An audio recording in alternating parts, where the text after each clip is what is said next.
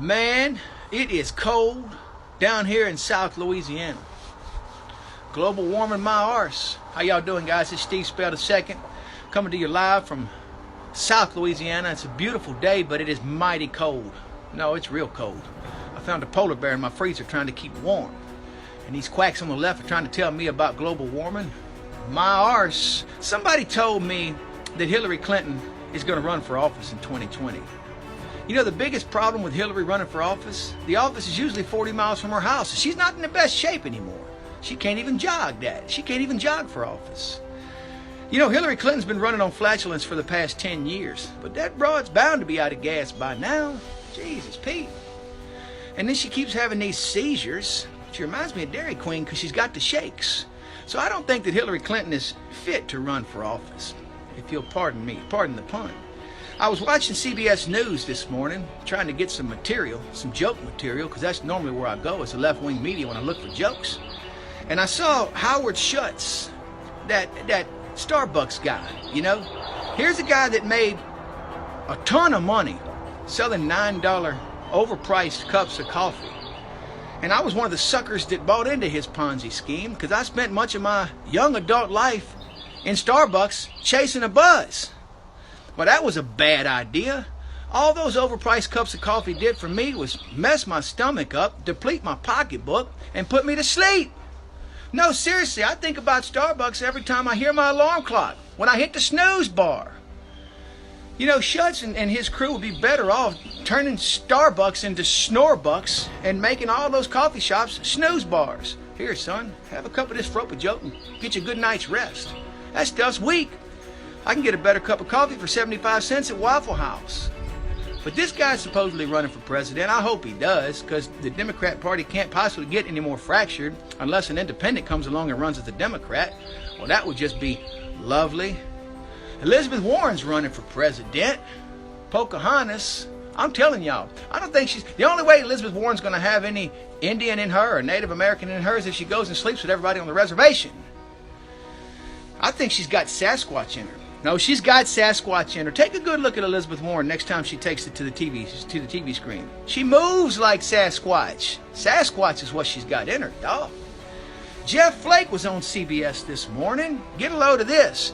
Jeff Flake announced that he's not going to be running for president. Oh, good. Isn't that good news? And Jeff Flake is on my list of Democrats because he's a flake. You can't possibly be a Republican if you're a flake. You can't possibly be conservative if you're a flake. But now Jeff Flake, and this is true, this is not a joke, this is real, even though it is kind of funny. He's got a job now at CBS News as a political commentator. Jeff Flake. He's a political contributor at CBS News now. I mean, that's fitting since he couldn't make a good contribution in his previous job. He may as well try to make a contribution now at CBS News. But I think Jeff Flake could make a better contribution at the local Porta-John. What about Nancy Pelosi? Nancy Pelosi is just the most irritating person I've ever seen in my life. I can't stand Nancy Pelosi. And she lies like a rug.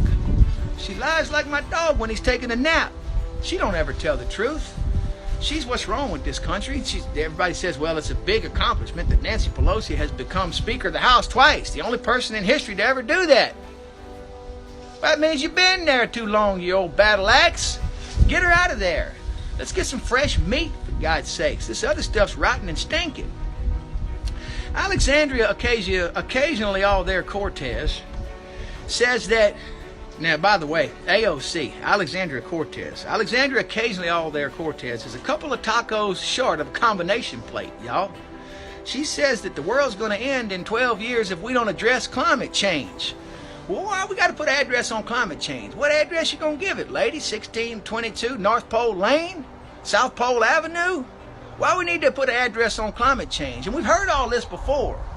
Al Gore, remember? The inventor of the internet? He's been saying for years that global warming is killing the planet. And here I am wrapped up like a 7-layer burrito in South Louisiana. Give me a break. It's cold out here. Mighty cold. And back to Hillary Clinton. I told y'all earlier, she's been running on flatulence for 2 decades. That dingbat's got to be out of gas by now. She's got to be. She can't run for office. She ain't fit. I'm going to leave Hillary alone. She's on the list. We might come back to Hillary. Bill did. Chuck Schumer. Does anybody really think that Chuck Schumer is a serious contender? Now, he's not running for president. He's just running for his life over there with these pencil neck Democrats. He's got these beady eyes, and he's looking through these glasses with his beady eyes, and he's looking down, and he's trying to tell us what's right and what's honest. And he keeps accusing President Trump of throwing a temper tantrum. I haven't seen President Trump throw a temper tantrum. I seen that Senator Bennett throw a temper tantrum on the Senate floor the other day when he was accusing Ted Cruz of this and that. He threw a temper tantrum, screaming the whole time. That's what you call a temper tantrum. But I have never seen President Trump throw a temper tantrum. Now, I tell y'all what President Trump needs to do. Listen up. You know, Nancy Pelosi underestimated President Trump because she thought he was going to keep the government shut down. She didn't see the hit coming. She didn't know that President Trump was about to open the government back up. She didn't realize that. She thought he was going to keep the government shut down. But he did. She said, well, open the government back up and we can have the State of the Union. He said, okay, government's open. What's my date, Nancy? She's freaked out now. She's boxed in. She don't know what to do. So she had to give him a State of the Union. And guess what? He's still liable to shut the government back down after he does the State of the Union or declare the national emergency. So what's her next move? What's her next move? Changing her diapers. Certainly she's got to change her diapers 3 times a day, but that's just advisable for her.